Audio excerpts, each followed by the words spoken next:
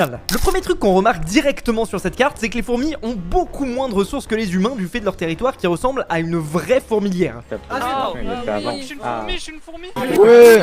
Elles ont juste 3 blocs de large pour construire ce qu'elles veulent et ça se voit assez vite qu'il va falloir qu'elles rationnent au moins au début parce qu'en à peine 15 minutes, plus aucun arbre était debout sur la carte. Le truc c'est que qui dit pas de bois dit pas de pioche et ça rend une bonne partie des fourmis inutiles le temps que les autres replantent les pousses d'arbres qu'elles arrivent à choper pour pouvoir équiper toute la colonie. Si je me mets juste à côté, c'est juste beaucoup trop drôle de les voir faire leur truc. C'est juste trop dommage, elles gardent pas leur skin, ça aurait été trop marrant d'avoir des fourmis skinnées avec les vrais skins des joueurs. Et bon vas-y, faut pas déconner, ça aurait été trop compliqué. De leur côté, les humains eux ont aucun mal et commencent leur aventure en récupérant une grosse quantité de ressources. Ils ont tout le bois dont ils ont besoin et surtout, on sous-estime souvent la difficulté d'organiser un grand nombre d'individus ensemble. Ça veut dire que en plus d'être plus faibles, les fourmis vont avoir la contrainte de parfaitement devoir se coordonner si elles veulent avoir une chance de s'en sortir. Et sur cette première heure, contrairement à ce que j'aurais pensé, c'est exactement ce qui s'est passé. Je pense que le besoin en bois était tellement important que même les potentiels trolls présents dans l'équipe ont décidé de jouer le collectif. Même si vous allez le voir, ce sera pas le cas indéfiniment au cours des 24 prochaines heures. Au pire, on a qu'à faire une ferme à faire qui marche seulement